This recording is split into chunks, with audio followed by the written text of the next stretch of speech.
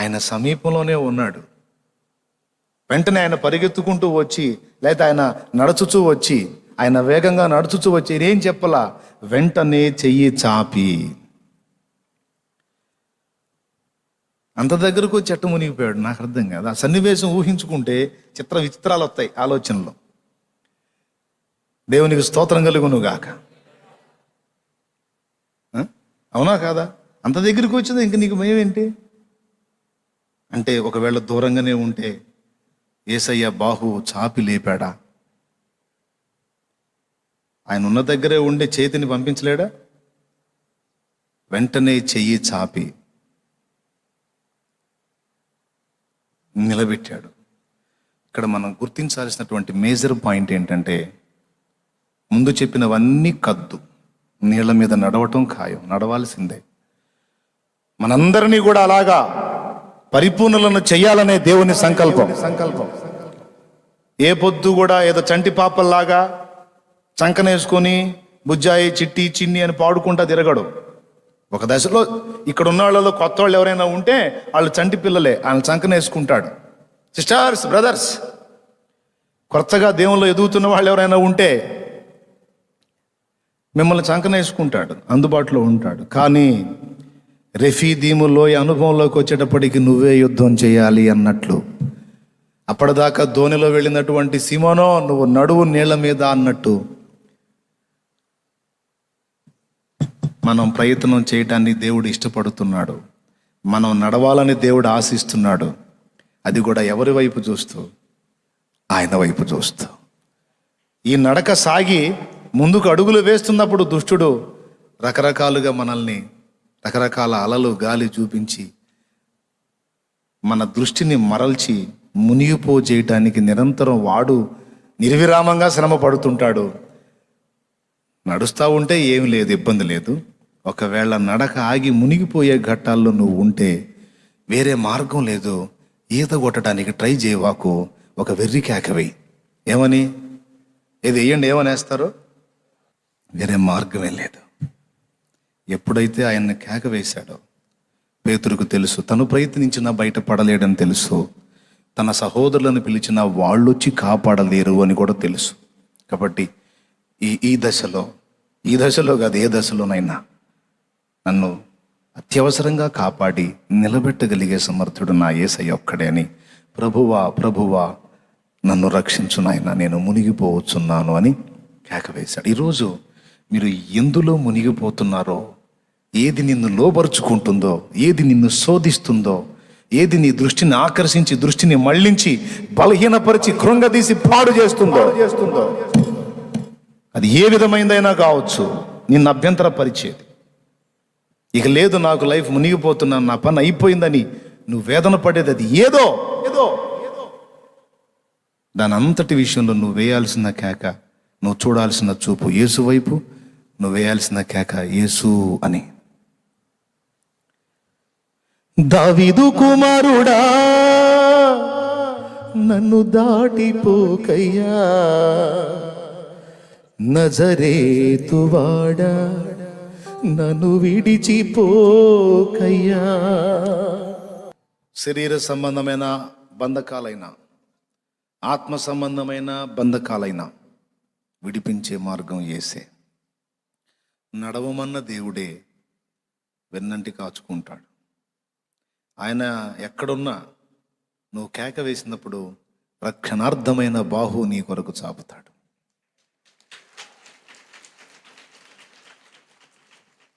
ఇప్పుడు ఏమని పిలవాలి? పాస్టర్ గారు అనాలా? సలోమి ఏమని పిలవాలి? అన్నా అనాలా? లేకపోతే అక్క అనాలా? ఏమనాలా?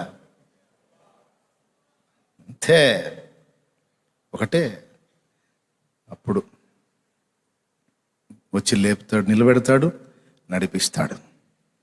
కాబట్టి మీరందరూ కూడా ఈ ఆత్మీయ యాత్రల్లో నాతోడి ప్రయాణికులై ఉన్నారు, యాత్రికులు. మనందరం కూడా నీళ్ల మీద నడిచిన అనుభవాల్లో ఉన్నాం. అంత తేలిక కాదు నీళ్ల మీద నడక సాగటం అంటే. అందుకే ప్రతి అడుగు ఆయన వైపు చూస్తూ వేస్తేనే, ఎక్కడన్నా మనం తేడా పడుతున్నామన్న అనుభూతి కలిగితే తడవు చేయకుండా. ఒకవేళ కొంతమంది మునిగిపోతుంటారు, కేక వేయరు. ఏమన్నా అనుకుంటాడు, ఎవరు ఇప్పుడు కేకేస్తే ఏసయ్యా 4 రోజులు ఆగి కేకేద్దాం అన్నట్టు ఉంటుంది కొంతమంది వ్యవహారం. 4 రోజులు ఆగితే ఉంటుంది, శవమేగా. అవునా? తక్షణమే గుర్తుపట్టాలా. పేతురు గుర్తుపెట్టాడు, తాను మునిగిపోవచ్చున్నానని గుర్తుపట్టాడు. కొంతమంది మునిగిపోతున్నా అర్థం కాదు, పూర్తిగా పాడైందాకా కూడా కేక వేయరు. అందుకే చెప్తున్నాను, మునిగిపోకముందే నీకు అర్థమవుతుంది కనుక కేక వేసి దేవుని ద్వారా కాపాడబడి ఆయన ద్వారా నడిపించబడు. రైట్. దేవుడు మనందరికీ ఆ కృపనిచ్చునుగాక. ఎటు చూద్దాం? ఆయన సంఖలో కూర్చుందామా? మనం కూడా నడవటానికి ప్రయత్నిద్దామా? ఆ ప్రయత్నంలో ఒకవేళ అడుగులు జారితే ఎటు చూద్దాం? లోకమంత చూచి నన్ను ఏడిపించిన జాలితో నన్ను చేరదీసిన. ఒకరి ఆదరణ ఎంతవరకు ప్రభువా? ఒకరు చేరదీసి ఆదరిస్తే ఎంతవరకు? ఒక పూట, 2 పూట్ల, 3 రోజులు, 4 రోజులు తర్వాత అయినా ఒంటరినేగా. ఈ జీవన యాత్రలో నాది ఒంటరి పయనం. నన్నెవరు నడిపించలేరు, నన్నెవరు నిలబెట్టలేరు. మునిగిపోతున్నా నన్నెవరు కాపాడలేరు. నువ్వే నాకు దిక్కు ప్రభు, నువ్వే నాకు దిక్కు ప్రభు. ప్రార్థన చేయి. లోకం జాలిపడి ఒకవేళ మనుషులుగా ఎవరైనా కనికరించి సాయం చేస్తే కొంతవరకే, కానీ నన్ను పూర్తిగా ఆదరించలేరుగా తండ్రి. కేక వెయ్యి, ప్రభువా నేను మునిగిపోవచ్చున్నాను అని. దావీదు కుమారుడా నన్ను దాటి పోకుమని కేక వెయ్యి, ఆ గుడ్డివాడు వేసినట్లు. ప్రభువా నా కుమార్తెను స్వస్థపరచుమని కనాను స్త్రీ కేక వేసినట్టు కేక వేయి. మనుషుల వైపు చూచి అరచి అరచి వారి కనికరం కోరి కోరి విసిగి వేసారే. చివరికి దావీదు కుమారుడా అని వేశాడు కేక. గుడ్డివాడైనా భిక్షగా మనుషుల దగ్గరికి వెళ్ళి వెళ్ళి నా బిడ్డను బ్రతికించండి, బాగు చేయండి అని అడిగి అడిగి ఫలితము లేక యేసును కనుగొని యేసు వైపు చూచి వేసింది కేక. ప్రభువా నా కుమార్తెను స్వస్థపరచయ్యా, నీ దాసురాలను ప్రభువా అంటే, అమ్మా నీ విశ్వాసము గొప్పది, పో నీ కుమార్తె బాగుపడింది, పో అన్నాడు. గుడ్డివాడు ఆయన యొద్దకు వచ్చినప్పుడు కేక వేశావు కదా, ఏమి చేయగోరుచున్నావు? ప్రభువా నేను చూపు పొందగోరుచున్నాను, నీవు నమ్మినట్లే నీకు కలుగును గాక. ఆహా, గుడ్డివాడి కళ్ళు చూపు వచ్చింది. సీమోను అల్ప విశ్వాసి, ఎందుకు సందేహపడితివి? నేను లేనా? నిన్ను మునిగిపోనిస్తానా నాయనా? నిన్ను చావనిస్తానా? నిన్ను పాడైపోనిస్తానా? నిన్ను అప్పగిస్తానా శత్రువుకి? నిన్ను అప్పగిస్తానా మరణానికి? నిన్ను అప్పగిస్తానా అవమానాలకి? నో, నేను నీతోనే ఉన్నాను, నీతో ఉన్నాను, నీకు తోడయి ఉన్నాను. నిన్ను విడువను, ఎడబాయను. నా కుమారి, నా కుమారుడా, ఎందుకు సందేహపడుతున్నావు? ప్రభు మాట్లాడుతున్నాడు.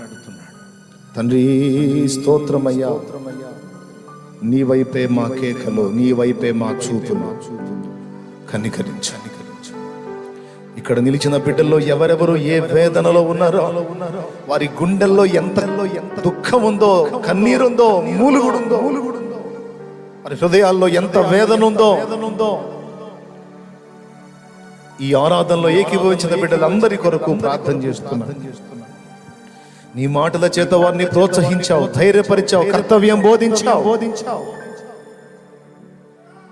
నువ్వు నన్ను నమ్మటం కాదు, నేను నిన్ను నమ్మునట్లు సహించు, విశ్వాసములో స్థిరముగా నిలువని నా ప్రభువా మాట్లాడా. నీకు వందనాలయ్యా. మా బిడ్డలందరినీ బలపరచు. వారు ఎందులో మునిగిపోయారో బయటికి తీసుకొని రా. వారిని లేవనెత్తో. వారి విశ్వాసం అల్ప విశ్వాసం అయిపోయిందేమో, ఆ విశ్వాసాన్ని వృద్ధి పొందించు. మా బిడ్డలందరినీ కూడా నీ చేతులకు అప్పగిస్తున్నాం. వారు నలుగుతున్న ప్రతి వేదనలో నుండి యేసు నామములో విడుదల కలుగును గాక. నీ సమాధానముతో వారందరూ నింపబడును గాక. స్వస్థత పొందుదురు గాక. ఆత్మీయ స్వస్థత పొందుదురు గాక. మనోనేత్రములు వెలిగింపబడిన వారగుదురు గాక. బిడ్డలందరినీ కనికరించు. విశ్వాసంతో బిడ్డతో తెచ్చిన నూనె నీ శక్తితో నింపి దాన్ని వినియోగించి ప్రార్థించుట ద్వారా స్వస్థత చేకూర్చు. అది వ్రాసుకొని ప్రార్థించుకున్నప్పుడు, ఎదుటి వాళ్లకు రాసి ప్రార్థించినప్పుడు స్వస్థత చేకూర్చు. దురాత్మ పిశాచి బంధకాలు యేసు నామములో వారిని వదిలిపోవునట్లు. పంట వేసేటువంటి రైతాంగం తెచ్చినటువంటి ఆ విత్తనాలన్నిటిని కూడా వారు కన్నీటితో ప్రార్థన చేసి చల్లుతున్నప్పుడు సమృద్ధి అయిన పంట వారికి లభించినట్లు వచ్చాయి. బిడ్డలు చేస్తున్న పనిపాట్లు, వ్యాపారాలు, ఉద్యోగాలు సమస్తములో కూడా నీ కృప నుంచి నీ చిత్తానుసారమైన ప్రతిదీ కూడా ఆశీర్వాదకరంగా వర్ధిల్లేటట్లు చేయమని, బిడ్డలు ఎదుర్కొంటున్న ఆర్థిక ఇబ్బందుల్లోంచి వారిని విడిపించు. అప్పుల బాధల్లోంచి వారిని విడిపించు. వారు ఎదుర్కొంటున్న శరీర రుగ్మతలు, వేదనలు, వ్యాధులు యేసు నామములో తొలగించు. ఆత్మీయంగా దిగజారిపోయిన స్థితిలో ఉన్న బిడ్డలకు తిరిగి ఆత్మీయ ఉజ్జీవాన్ని దయచేయి. యేసు నామములో ప్రార్థిస్తున్నాను.